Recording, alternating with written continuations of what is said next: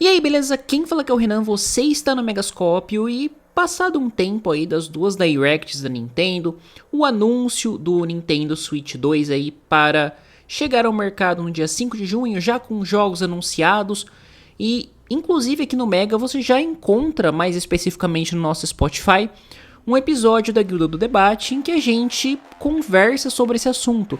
Se você tá ouvindo esse vídeo ou está vendo esse vídeo e esse episódio não saiu no Spotify, segura aí que vai sair em breve, acompanhe nossas redes sociais porque a gente vai publicar lá também. Mas eu achei interessante trazer esse conteúdo aqui pro canal justamente porque eu já fiz outros vídeos comentando sobre Xbox, sobre PlayStation e sobre a Nintendo. Eu também acho super interessante a gente falar, porque a gente já passou pelas duas Directs, como eu já falei, né? Uma no dia 27 de março e uma no dia 2. E já deu pra gente analisar um pouco melhor a situação e, de forma geral, digerir e entender também como que será a próxima geração de consoles da Nintendo. Então, antes de eu entrar na parte de reclamações, que vai ser a parte massiva do vídeo, eu queria falar aqui que sim, foi um evento legal. A Nintendo, ela sabe apresentar o seu produto, ela sabe aonde pegar o consumidor dela e chamar atenção. Então nós tivemos anúncios de grandes jogos tripares chegando para o Nintendo Switch 2, nós tivemos grandes exclusivos, né, como o novo Donkey Kong, o novo Mario Kart, etc. Também chegando aí para a nova geração de consoles da empresa. Beleza, eu vou me limitar aqui a parte boa, porque quando a gente analisa nos detalhes a apresentação, isso parece muito uma armadilha que vai totalmente contra o consumidor. Mais especificamente, eu vou destacar aqui 3 pontos, que é o Virtual Game Card, a questão de paywalls colocada pela empresa e o aumento de preços, tá? Que foram 3 pontos que eu acho fundamentais da gente debater, porque o comportamento do consumidor, mais especificamente da Nintendo, eu creio que não vai mudar. A pessoa que é fã vai pagar o console, vai pegar o jogo. Só que isso como um todo pode ter um efeito muito negativo na indústria geral, porque a Nintendo ela acaba impactando com suas decisões, mesmo seu console, digamos que correndo por fora, frente ao PlayStation, ao Xbox e ao PC. Mas beleza, vamos começar aqui com a questão do Virtual Game Card. O Virtual Game Card ele foi anunciado no dia 27 de março e eu cheguei a escrever um texto no Mega comentando sobre ele, o que ele poderia trazer de bom ou o que ele poderia trazer de ruim. E mais especificamente, eu não vejo nada bom na questão da virtualização do seu jogo do formato de um cartucho. Não, mentira, eu vejo uma coisa boa sim. Eu acho uma merda o jeito com que a Nintendo mostra os jogos da biblioteca dos jogadores e eu gostei em relação à mudança visual que eles vão trazer pro novo sistema, que inclusive vai refletir no Nintendo Switch 1, né? Então você vai ter uma disposição melhor dos jogos, vai estar mais interessante para você ver o que você tem na sua biblioteca. E eu acho que isso deixa a sua interface gráfica, acho que mais charmosa, mais interessante. Passado isso, eu não vejo nada de muito bom. O Virtual Game Card, ele vai ser para mim uma coisa limitante no aspecto de que eu ter 2 Nintendo Switches ou eu ter um Nintendo Switch 1 e um Nintendo Switch 2 e eu conectar a minha conta em ambos, eu tenho que ficar fazendo um switch de cartão digital, como se eu estivesse fazendo uma inserção, né, que é feito na forma física. Eu acho isso uma besteira, porque se o jogo tá na minha conta, eu tô ali na mesma rede, conectei os meus consoles, parei, não tem sentido você limitar o uso, fazendo com que um produto digital se comporte como físico e seja literalmente removido do outro console porque você tá usando ali no outro aparelho, sabe? Eu acho bastante bizarra essa decisão, é contra-intuitiva e eles embalam isso de uma forma, olha, agora você poderá emprestar seus jogos. Só que na verdade, muito do Virtual Game Card ainda é obscuro, a sua funcionalidade total eu creio que não foi totalmente revelada, mas para mim, analisando com um pouco mais de calma, as intenções da empresa adotando essa nova metodologia me aparenta muito que eles sim vão limitar como você usa a sua conta. E eu acho isso uma grande besteira de se fazer, tendo em vista outros aspectos que a gente vai comentar aqui ainda, né? Então isso é um ponto bastante negativo. E sem falar na questão de como os jogos físicos do Nintendo Switch 2 irão se comportar, já que a gente está falando da questão dos jogos.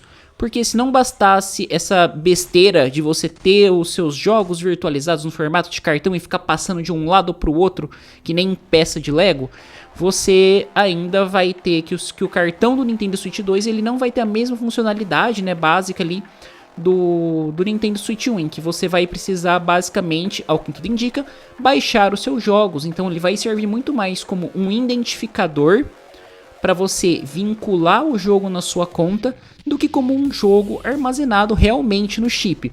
Eu não sei se eles estão adotando essa medida para suportar jogos maiores, porque isso seria uma saída de você ter jogos mais pesados ali no console, podendo não aumentar o tamanho do cartão. Porém, é um retrocesso, de qualquer forma, né? Dentro do que a gente poderia esperar do Switch, que trouxe tecnologias bastante diferentes em relação ao que a gente já via no mercado. Não vou falar tecnologias necessariamente novas, mas tecnologias que divergem dos seus concorrentes e que agora está se assemelhando a eles e tomando uma postura que eu consideraria anticonsumidor. Agora vamos para a questão do paywall. Já deixando claro que eu não estou considerando paywall aqui da questão de serviços. Isso porque não só no universo dos jogos, a distribuição de serviços já é um fato plausível, né? Nós temos aí a Netflix, a Amazon Prime e N outros canais que você pode assinar ali dentro da própria Amazon Prime. E assim, quando a gente fala nos jogos, nós temos o Game Pass, seus diferentes tiers, temos Ubisoft Connect, temos EA Play, temos também a PS Plus. Então assim, para quem joga console, você pagar para jogar online não é necessariamente uma novidade, e isso já vem desde a base do console. Se você pegar comparado ao PC, que você tem Steam, que você não necessita desse tipo de pagamento, desse tipo de paywall. Então eu não estou considerando isso, porque a Nintendo anunciou que o seu serviço terá adições de jogos antigos, beleza, isso aí tudo bem, acho válido e uma adição bastante interessante. Entretanto, para mim a merda toda acontece quando você quer cobrar para o seu usuário apertar um botão. Então nós não estamos falando de uma aplicação que vai estar disponível e que você vai assinar essa aplicação para realizar a funcionalidade dela como um serviço. Estamos falando que ela pegou um botão de comunicação com outros jogadores, colocou em hardware nos seus controles e você vai precisar pagar para utilizá-lo. E estamos falando do botão do botão C, né? Que teve ali aquela foto mostrada, foi especulado que seria, e é basicamente um chat que você vai ter com os seus amigos ali. Cara, isso é uma coisa que me falta palavras para descrever, justamente porque você coloca um paywall numa funcionalidade extremamente e ridiculamente básica dos consoles atuais, e aí você coloca como se fosse uma tecnologia inovadora. E não é isso, é retrógrado. Você tá propondo um serviço online, um tipo de assinatura que, ok, você vender pelos serviços que ela vai englobar, como o fornecimento de jogos, mas o console já vem com o microfone, o botão já existe no controle, e para você ter acesso a esse hardware, você vai ter que pagar, sabe? É muito estranho. E também tão estranho quanto isso é ver o quão a mídia em geral está se manifestando contra essa posição e contra o que está sendo implementado. Eu diria que se fosse outras empresas adotando essa postura, não existiria essa passação de pano que está acontecendo com o anúncio da desgraça do botão C, né? Então assim, é uma funcionalidade que já deveria vir embutida no console, tendo você a assinatura ou não. E por fim, o último ponto que eu queria trazer aqui pro vídeo, para não ser tão chato e ficar reclamando demais, é a questão do aumento de preços. O console base vai custar aí 450, e o base mais o Mario Kart World vai custar $500, isso antes do anúncio da taxação que o Trump fez. Após a taxação que o Trump anunciou, que foi, creio que 1 ou 2 dias, não, mentira, foi 1 dia depois da apresentação do Switch, a gente não sabe o quanto esse preço vai ser, se os 450/$500 serão mantidos, mas pro Brasil eu fico bastante curioso para saber como esse preço vai chegar no mercado nacional.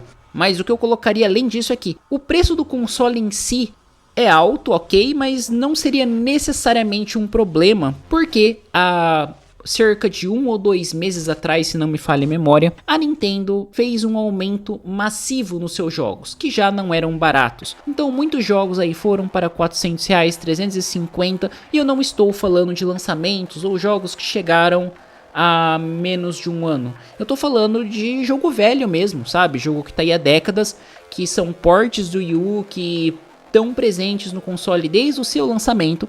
Eles tiveram um aumento de preço significativo. No Brasil nós estamos falando de R$50 para esses títulos aplicados aí de uma única vez. E agora, quando a gente fala nos jogos do Switch 2, a gente está falando de um aumento que vai elevar para $80 jogos digitais e $90 jogos físicos. Isso eu acho bastante absurdo também, porque pra mim não se justifica um jogo da Nintendo custar esse valor, justamente porque é nítido que o tanto que eles gastam em sua produção é muito menor do que muito jogo AAA que é vendido.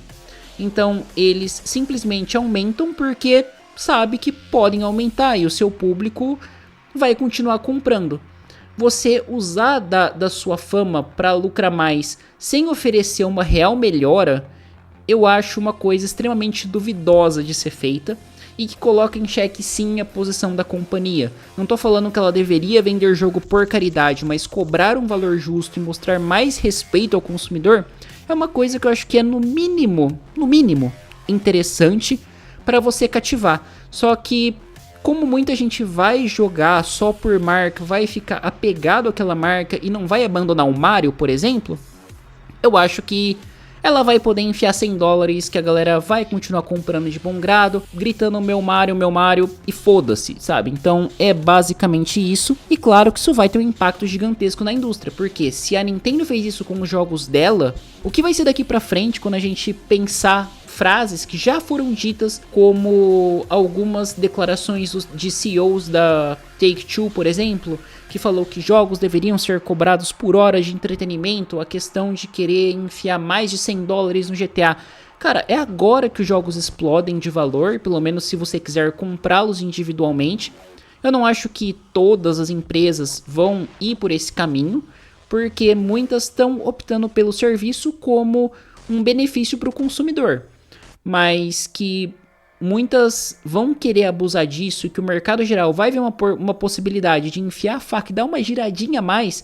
Eu acho que a gente vai poder ver isso de uma forma bastante desagradável após essa movimentação da Nintendo, justamente no anúncio do Nintendo Switch 2.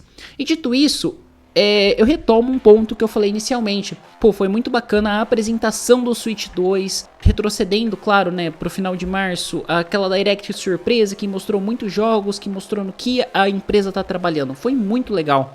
Só que, dito isso, eu acho que fica muito claro que ela usa toda essa questão da nostalgia para incluir um monte de bosta que ela tá tentando enfiar para os consumidores agora, como essa questão do paywall, do Virtual Game Card e também do aumento de preço. Então ela mostra toda essa movimentação, mas se vocês repararem, sempre alternando. Tá com um pouco de nostalgia, tá com um pouco de jogo, mostra o paywall do console, volta para jogo. Então isso tira o foco do que a gente poderia discutir e levantar mais pontos que são extremamente problemáticos sobre os recentes anúncios da companhia. Mas bom, gente, é isso aí, vou ficando por aqui, espero que vocês tenham curtido o vídeo. É um assunto bastante chato da gente falar, mas que eu acho que precisa ser falado, justamente porque vai afetar todos os jogadores. Se você ficou empolgado com o Switch 2, cara, beleza, parabéns, Faça o que quiser com seu dinheiro, ninguém vai mandar em você, logicamente, mas tenha consciência de tudo isso que a empresa está fazendo e como isso pode afetar o mercado de forma geral. E eu não digo mercado investidor de videogame, eu digo mercado como jogador mesmo, sabe? Que vai deixar mais caro, vai deixar mais inacessível, sendo que a gente está vindo de uma onda de serviços que talvez tente alcançar um público maior com preços mais reduzidos e dando mais acesso. Mas bom, que nem eu falei, vou ficando por aqui, se inscreva no canal, ative o sininho, dê um joinha que ajuda bastante na nossa divulgação, nos comentários, fala aí o que vocês acharam das Nintendo Directs, o que vocês acharam dos pontos que eu comentei, sejam respeitosos, claro, essa troca de ideias é sempre bastante interessante e eu fico curioso para saber o posicionamento de vocês em relação a isso. Também acesse nosso site www.megascopio.com.br e acompanhe o nosso podcast do Megacast, a Guilda do Debate, vocês encontram no nosso canal do Spotify. Mas bom, é isso aí, muito obrigado e até a próxima.